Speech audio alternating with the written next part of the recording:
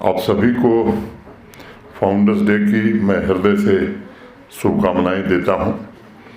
मेरे लिए देवकी आर्य पुत्री पाठशाला के कार्यक्रम में शरीक होना किसी पवित्र तीर्थस्थल की यात्रा जैसी है। श्रीमती देवकी देवी जी ने 1910 में कमज़ोर वर्ग या वंचित वर्ग से आने वाले बच्चियों की शिक्षा के लिए जिस पवित्र भावना से इस विद्यालय की स्थापना की थी वो निश्चित रूप से प्रशंसनीय है, वंदनीय है और आज भी समाज एवं राष्ट्र के प्रति उनका यह अप्रतिम योगदान हम सबके लिए प्रेरणा स्रोत भी है। मैं समझता हूँ सैकड़ों हजारों साल में देवकी जी जैसे व्यक्तित्व किसी किसी भाग्यशाली समाज को मिलते हैं, जिनका आध्यात्मिक प्रकाश पूरे समाज को रोशनी देता है। 112 साल से देवकी जी के बुद्धत्व के कण ने इस स्कूल के माध्यम से अनेक पीढ़ियों के भाग्य का निर्माण किया है। उनकी करुणा, आस्था और महिला सशक्तिकरण के संकल्प को आगे बढ़ाने के लिए वीना जी पूरी तरह से समर्पित भाव से इस कार्य में जुटी हैं। अक्सर मेरी इनसे कई बार मुलाकात होती है। मुझे भी लगता है कि इस उम्र के पड़ाव पर क्या ज़रूरत है इनको, लेकिन बिना थके, बिना हारे, निरंतर केवल यह कि स्कूल हमारा अच्छा चले, जो बच्चे या बच्चियां पढ़ रहे हैं उनका भविष्य उज्जवल हो, इसके लिए पूरी तरह से समर्पित भाव से ये काम कर रही हैं। मैं इस विद्यालय की प्रिंसिपल की भी तारीफ अगर न करूं तो मुझे लगता है ये बेमानी होगी। समर्पण भाव से और वास्तव में एक शिक्षक की तरह सभी बच्चों के अभिभावक के तौर पर उनकी देखभाल और उनके जीवन में कैसे बदलाव आए, अच्छा बदलाव आए, उनके सपने कैसे पूरे हो सकें, इसके लिए समर्पित भाव से काम करने के लिए मैं इस विद्यालय के प्रिंसिपल को भी बहुत बहुत बधाई देता हूँ। उद्देश्य जब पवित्र भाव से भरे होते हैं तो उन्हें किसी दायरे में नहीं बांधा जा सकता है और इसलिए तमाम चुनौतियों के बावजूद ये स्कूल अनवरत समाज की सेवा में लगा है। अभी मैं पूछ रहा था बीना जी से कि बच्चे कितने हैं, उन्होंने कहा 450। और जब कुल अध्यापकों की संख्या में देख रहा था तो मैं खुद हैरान था कि 450 बच्चों से इन अध्यापकों का वेतन कैसे निकलता होगा। मुझे लगता है कि ऐसे पवित्र कामों में समाज को भी आगे आना चाहिए। जो पवित्र भाव से काम हो रहे हैं, मुझे लगता है कि समाज को आगे आकर के ऐसे कार्यों में जरूर मदद करनी चाहिए। हमारे शास्त्रों में भी एक बात कही गई है कि नैनम छिद्दन्ति शस्त्राणि नैनम दहति पावकः। ये इसका जीता जागता उदाहरण मैं इसे मानता हूँ। 112 साल से व्यक्ति समाज और राष्ट्र के जीवन में होने वाले परिवर्तन का साक्षी है। स्कूल भारतीय संस्कृति की उस मजबूत नींव पर खड़ा है जिसके लिए नए विचारों की खोज, वैयक्तिक निर्माण सदैव सर्वोपरि रहा है। मैं कल्पना कर सकता हूँ कि इतनी लंबी यात्रा में अनगिनत टीचर्स, प्रिंसिपल्स ने अनगढ़ विद्यार्थियों के भाग्य को गढ़ा होगा, उन्हें इस काबिल बनाया होगा कि अपनी व्यक्तिगत उपलब्धियों के अलावा वो जम्मू कश्मीर के निर्माण में, इस राष्ट्र के निर्माण में योगदान देने के लिए सामर्थ्यवान और ऊर्जावान बन सकें। आज इस अवसर पर मैं देवकी जी की पुण्य स्मृति को नमन करता हूँ और वीना जी और उनके सभी सहयोगियों को हृदय से शुभकामनाएं देता हूँ। मैं जानता हूँ समाज में लंबे समय तक बच्चियों की शिक्षा के प्रति उदासीनता रही है। वीना जी ने मुझे बताया था कि पाठशाला को एक समय के बाद को एजुकेशन स्कूल में परिवर्तित किया गया। आज हमारी बच्चियाँ शिक्षा के क्षेत्र में नए कीर्तिमान रच रही हैं और शिक्षा के माध्यम से इनोवेशन हो या एंटरप्रेन्योरशिप के क्षेत्र में अनेक उपलब्धियां जम्मू कश्मीर की बच्चियां हासिल कर रही हैं।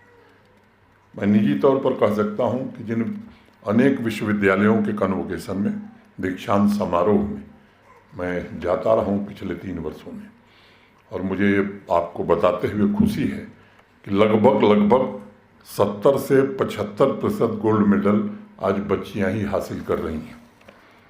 ऐतिहासिक उपलब्धियां भी उनकी हैं। आज मैं ये भविष्यवाणी कर सकता हूं कि हमारी बच्चियां ही स्वर्णिम जम्मू कश्मीर के भविष्य की रचयिता होंगी, ऐसा मैं मानता हूं। वर्तमान भारत इस बात का गवाह है कि जिन क्षेत्रों में हमारी बच्चियों ने विकास का नेतृत्व किया है, उसे सफलता के शिखर पर पहुंचने से कोई रोक नहीं सका है। अभी हाल में मंगलयान मिशन का नेतृत्व 6 महिलाओं ने किया। इसरो की उन महिला वैज्ञानिकों ने पृथ्वी से मार्स तक भारत की कामयाबी के झंडे गाड़े हैं। आज भारत चांद पर पहुंच गया है। चंद्रयान मिशन के पीछे सैटेलाइट स्पेशलिस्ट कल्पना कलाहस्ती, रोबोटिक स्पेशलिस्ट रीमा घोष तथा साइंटिस्ट रितु करिधल और निधि पोरवाल का बहुत बड़ा योगदान है। स्पेस साइंस के अलावा मेडिसिन हो, आर्ट हो, सोशल साइंसेस हो, फिलॉसफी हो, स्पोर्ट्स हो, आईटी हो, एग्रीकल्चर, बिजनेस, इन सब में आज भारतवर्ष में नारी शक्ति ने देश को के गौरव को बढ़ाने में अपना अप्रतिम योगदान दिया है। इस अवसर पर यह उल्लेख करना आवश्यक है कि पिछले कुछ वर्षों में नारी शक्ति को सम्मान और अधिकार देने की प्रतिबद्धता भी भारत के वर्तमान प्रधानमंत्री श्रीमान नरेंद्र मोदी जी ने सदैव दिखाई है। अभी हाल में आपने देखा है कि 33%, 33% रिजर्वेशन नारी शक्ति वंदन अधिनियम के द्वारा बच्चियों, माताओं और बहनों की आकांक्षाओं को उन्मुक्त उड़ान का अवसर देश की संसद ने दिया है। एक छोटी कहानी है। एक 15-16 साल की बच्ची अपने छोटे भाई को कंधे पर लेकर पहाड़ पर चढ़ रही थी। पीछे से एक सूट पहने हुए, टाई लगाए हुए एक व्यक्ति एक बड़ा सा बैग अपने कंधे पर डाले आ रहे थे। उन्हें भी वो पहाड़ चढ़ना था और पहाड़ चढ़ करके दूसरे गांव जाना था। वो बड़ी हिम्मत से पहाड़ की चढ़ाई चढ़ रहे थे। सूरज की तपिश के कारण वो भी परेशान थे, वो बहन भी परेशान थी जो अपने भाई को लेकर के उसके प्राण बचाने के लिए आगे बढ़ रही थी। बीच बीच में रुककर वो अपने भाई के माथे को सहलाती थी। पीछे चल रहा व्यक्ति जो सूट और टाई में था, वो बुरी तरीके से थक गया था और उस बच्ची को बड़े आश्चर्य से देख रहा था। थोड़ी देर बाद उसने हाँफते हुए पूछा कि बेटा, तुम्हें शायद वजन ज़्यादा लग रहा है। तो उस बच्ची ने आश्चर्य से उस सूट वाले व्यक्ति को देखा और कहा कि देखिए अंकल, वजन तो आप ढो रहे हैं, यह तो मेरा छोटा भाई है और मैं अपने भाई को सुरक्षित जगह पर पहुंचाने का प्रयत्न कर रही हूँ। एक प्रतीक है कि त्याग, श्रद्धा, समर्पण, करुणा, प्रेम, इनका वजन नहीं होता है और इन गुणों की वजह से जो सृष्टि की या दुनिया की आधी आबादी है, पूरी मानवता को इसी आबादी ने बचा करके रखा है और भविष्य में भी विश्व की तरक्की में नारी शक्ति की सबसे बड़ी और महत्वपूर्ण भूमिका होगी। ये भी सच है कि आने वाला भविष्य कैसा होगा, इसके बारे में आज कुछ विश्वास के साथ नहीं कहा जा सकता है। 112 साल में इस पाठशाला ने अनेक परिवर्तन, अनेक उतार चढ़ाव देखे हैं, लेकिन पिछले 20 वर्षों में जिस तेज़ी से परिवर्तन हुआ है, मैं मानता हूं कि दुनिया में 1000 वर्षों की प्रगति से भी ये ज़्यादा है पिछले 20 वर्षों का परिवर्तन। पहले शिक्षा का, एजुकेशन का स्वरूप अस्थायी था। दशकों बाद सिलेबस में 1-2 परिवर्तन होते थे, लेकिन आज हर सप्ताह कुछ न कुछ बदल रहा है और तकनीक, टेक्नोलॉजी जिस स्पीड से बदल रही है, मैं समझता हूँ कि उसके साथ कदम से कदम मिलाकर चलना ये किसी के लिए मुश्किल हो गया।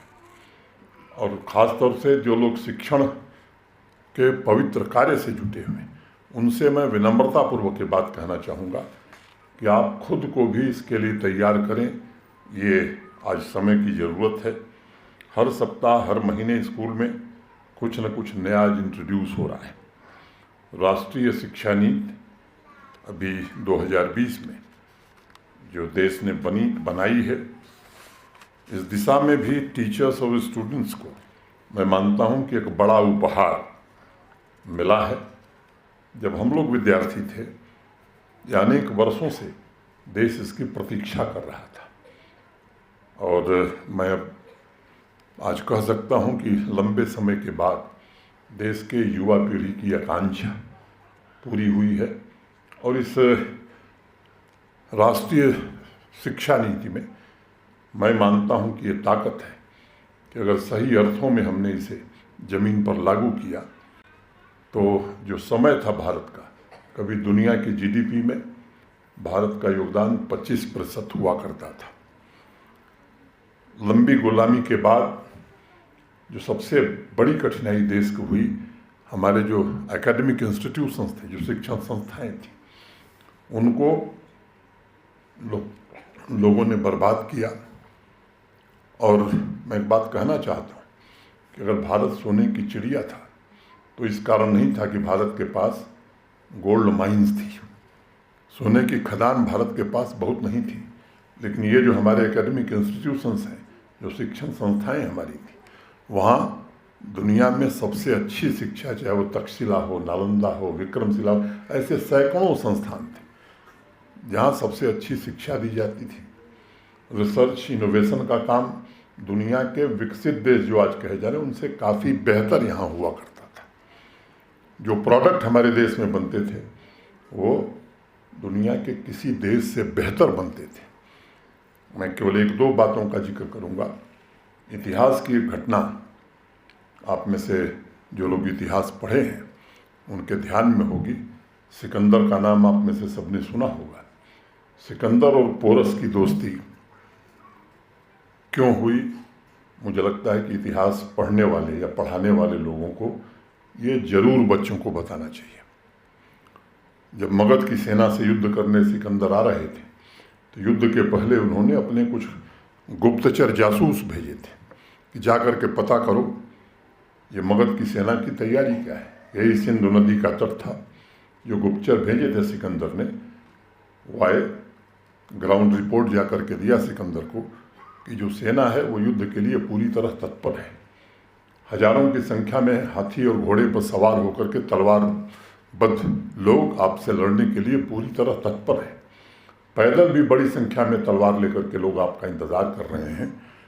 सिकंदर ने पैर वापस खींच लिया, सिकंदर नहीं आए। जब वो लौट रहे थे तब पुरुराज पोरस से उनकी भेंट हुई। और जो दोस्ती का राज है मित्रों, दुनिया का सबसे अच्छा स्टील हिंदुस्तान में बनता था, जिसे उस समय इग्नॉट स्टील कहते थे, और दुनिया की सबसे बेहतर तलवार उसी स्टील से बनती थी। पोरस ने सिकंदर को वही स्टील दिया, और ये दोस्ती का राज है। सर आइजैक न्यूटन का नाम आप में से अनेक लोगों ने सुना है। दुनिया के बड़े वैज्ञानिक थे। ग्रेविटेशन की थियरी उन्होंने दुनिया को दिया। ब्रिटिश पार्लियामेंट में सर आइजैक न्यूटन भाषण कर रहे हैं कि दुनिया के विज्ञान के पास कोई ऐसा समाधान नहीं है कि समुद्र में कैसे जहाज जाएंगे। नेविगेशन विज्ञान के बाहर की चीज़ है।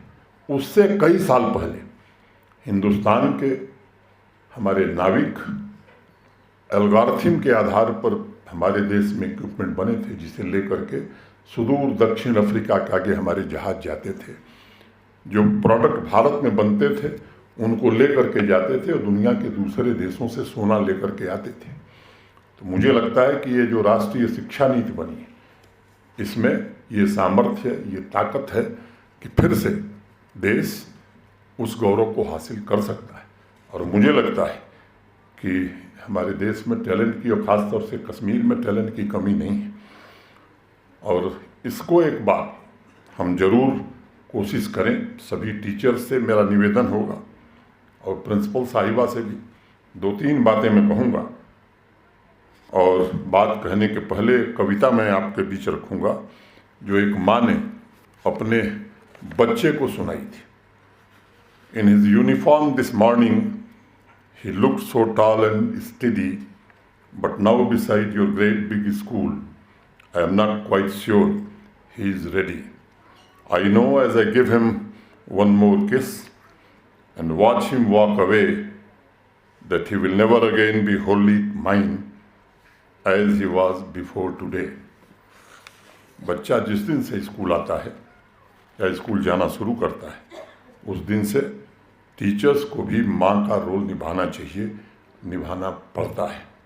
और इस कविता में माँ का जो असमंजस है, जो दुविधा है, मुझे लगता है कि वो साफ तौर पर समझ में आती है, क्योंकि वो टीचर्स के ऊपर एक बहुत बड़ी जिम्मेदारी सौंप रही है और उसके विकास, उसके ग्रो करने में टीचर्स मदद करेंगे, उसके भविष्य का निर्माण टीचर्स करेंगे, ऐसा विश्वास माँ रखती है।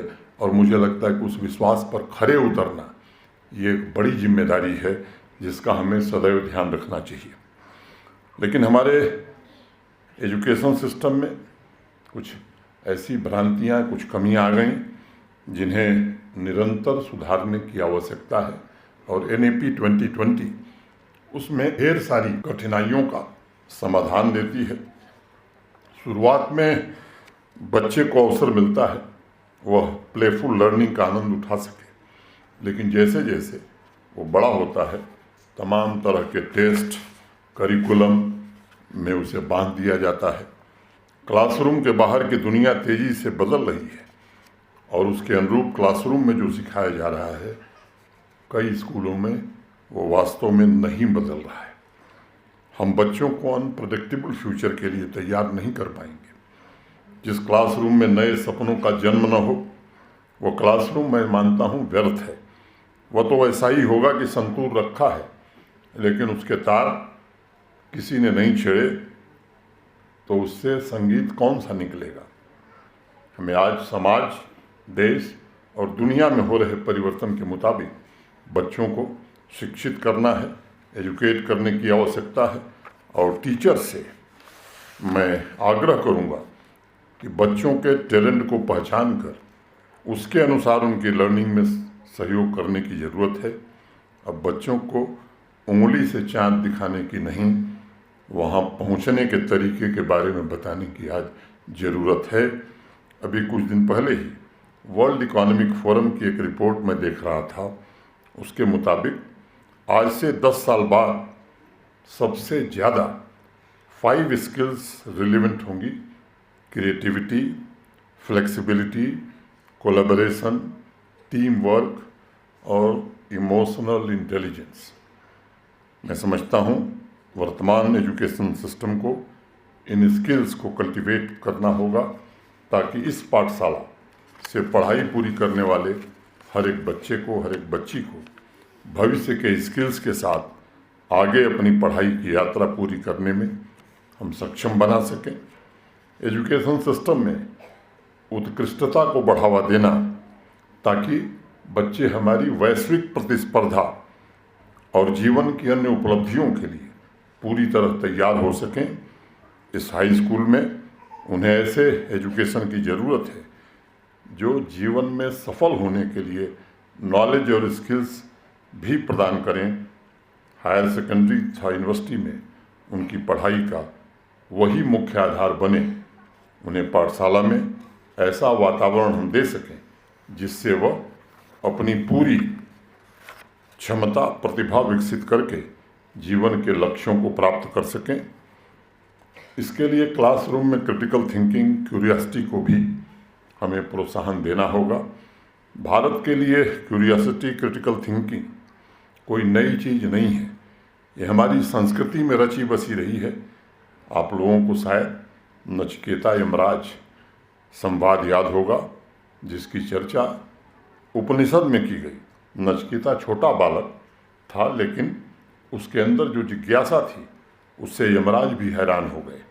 आप सभी टीचर्स कक्षा 5 से ही स्टूडेंट्स को ऐसी कहानियाँ जरूर सुनावें ताकि उनकी सोच व्यापक हो और विकसित हो। इस बात को अवश्य याद रखिएगा कि मिडिल तथा हाई स्कूल लेवल पर स्टूडेंट के पास अगर कोई सबसे बड़ी शक्ति है, कोई सबसे बड़ा पावर है, तो उसकी क्रिटिकल थिंकिंग है, क्यूरियोसिटी है। और मैं ये बात कहना चाहूँगा कि यही क्रिटिकल थिंकिंग और क्यूरियोसिटी भारत के स्वर्णिम भविष्य का निर्माण करेगी और जम्मू कश्मीर की भावी पीढ़ी को नई पहचान भी देगी। आज से ही सभी टीचर्स से मेरा निवेदन हो, ये संकल्प लें, क्योंकि आज का पवित्र दिन एक ऐसी महान आत्मा के लिए हम सब इकट्ठा हुए हैं। मैं समझता हूँ कि उनको सच्ची श्रद्धांजलि यही होगी कि सिर्फ हम सिलेबस पूरा करने के लिए स्कूल नहीं आएंगे, बल्कि बच्चों में क्यूरियोसिटी और क्रिटिकल थिंकिंग कैसे डेवलप हो, कैसे इग्नाइट की जा सके, इसकी हम हर कोशिश करेंगे। स्टूडेंट्स बड़े सपने तभी देखेंगे जब उनके भीतर जिज्ञासा पैदा होगी। वो टीचर्स के अलावा दूसरा कोई पैदा नहीं कर सकता है। नेपोलियन हिल का नाम आप सबने सुना है। उन्होंने अपनी किताब में लिखा था कि dreams are seedlings of reality, a burning desire to be and to do is the starting point from which the dreamer must take off। वह सपना उसे पूरा करने का संकल्प था कि बहरे होने के बावजूद बीथोवन संगीत की दुनिया का सबसे बड़ा नाम बन सका। सपनों को पूरा करने की आकांक्षा थी कि साइकिल की दुकान चलाने वाले राइट ब्रदर्स ने दुनिया के परिवर्तनकारी इन्वेंशन एयरक्राफ्ट की खोज करके दुनिया को एयरक्राफ्ट दिया। और इसलिए मैं मानता हूँ कि टीचर्स का सबसे बड़ा दायित्व है कि बच्चों के सपनों को और उनके संकल्प को पूरा करने में आप कैसे सहायक हो सकते हैं। साथ ही साथ एक बात का हमें विशेष ध्यान रखना होगा कि उनकी परंपरा, भाषा, मूल्य, प्रेम, करुणा, अहिंसा और भाईचारा, इससे भी बच्चों को हम परिचित करावें। एक छोटी कहानी है। विश्व के मशहूर राइटर लियो टॉल्स्टॉय एक बार सड़क पर जा रहे थे। सामने से एक भिखारी आ रहा था। टॉल्स्टॉय ने उसे पैसे देने के लिए जेब में हाथ डाला, लेकिन जेब खाली थी। तब टॉल्स्टॉय ने बड़े प्रेम से उस भिखारी का हाथ पकड़कर कहा कि मेरे भाई माफ़ करना, आज पैसे मैं घर भूल आया हूँ। उस भिखारी की आंखों में आंसू आ गए। उसने कहा, साहब, जीवन में भीख तो मुझे बहुत लोगों ने दी, लेकिन शुद्ध प्रेम कभी नहीं मिला। आपने जिस तरह से मेरा हाथ पकड़कर भाई कहा, उन शब्दों और उस प्रेम ने मुझे भीतर से बदल दिया है। मैं अब वह भिखारी नहीं रहा। मुझे गरिमा और प्रेम का एहसास हो गया है और मैं आज से संकल्प करता हूँ कि अब किसी से भीख नहीं मांगूंगा। अपने पुरुषार्थ से अपना जीवन भी बनाऊंगा, दूसरे लोगों का जीवन भी बनाऊंगा। तो इस तरह के मूल्य कैसे हम सुसज्जित कर सकते हैं अपने बच्चों में, मैं समझता हूँ कि ये बड़ा क्रांतिकारी परिवर्तन ला सकता है। अभिभावक भी अनेक बड़ी संख्या में हैं। उनसे भी मैं आग्रह करना चाहूँगा कि बच्चों के भीतर क्यूरियोसिटी और सपनों को जागृत करने का वातावरण घर पर भी निर्मित करने का प्रयास करिए। हर समय सवाल पूछना, पढ़े कि नहीं पढ़े, कोर्स ख़त्म हुआ कि नहीं, अनावश्यक मैं समझता हूँ कि दबाव बच्चों पर बनाना अभिभावकों का भी ये ज़्यादा उचित नहीं है। अपनी आकांक्षा अपने बच्चों पर मत थोपिए। जीवन में आपने जो कुछ नहीं हासिल किया, आप ये उम्मीद लगाते हैं कि हमारा बेटा वो सब हासिल करे। मैं समझता हूँ कि आपकी कार्बन कॉपी बच्चा नहीं बन सकता है। उसको अपने ढंग से सोचने दीजिए। हर बच्चा यूनिक होता है। अगर आप उसे अपने जैसा बनाने की कोशिश करेंगे तो उसकी यूनिकनेस, उसके भीतर मौजूद असीम संभावना को समाप्त करने में आप मदद करेंगे। वह ओरिजिनल जो उसका स्वरूप है वो नहीं बन पाएगा और बिना ओरिजिनल स्वरूप के दुनिया में किसी तरह की क्रिएटिविटी का जन्म नहीं हो सकता है। आप सोचिए, प्रकृति ने कागज के गुलाब के फूल नहीं बनाए हैं, उसने सब कुछ ओरिजिनल बनाया है। जिस दिन आप बच्चे से अपने जैसा बनने की आकांक्षा करना छोड़ देंगे और उसकी इंडिविजुअलिटी और उसकी ओरिजिनलिटी का आदर करते हुए उसके रुचि के हिसाब से उसे प्रोत्साहित करेंगे, उस दिन से बच्चे में अद्वितीय प्रतिभा निखरनी शुरू हो जाएगी अपने इंडिपेंडेंट थिंकिंग और अपने इंडिविजुअल ग्रोथ पर वो फोकस करेगा। बच्चों के भविष्य के निर्माण के साथ जम्मू कश्मीर का, भारत का भविष्य निर्माण भी जुड़ा हुआ है। इन सब बच्चों का आने वाले समय में बड़ा योगदान होने वाला है। मैं एक बार पुनः फाउंडर्स डे पर वीना जी, युसरा जी, सभी टीचर्स और सभी बच्चों को मैं हृदय से शुभकामनाएं देता हूं और उम्मीद करता हूं कि आने वाले दिनों में जिस तपस्या से ये विद्यालय बना है, उस तपस्या का प्रतिफल, उसका पुण्य ढेर सारे बच्चों और बच्चियों को मिलेगा। बहुत बहुत धन्यवाद। जय हिंद।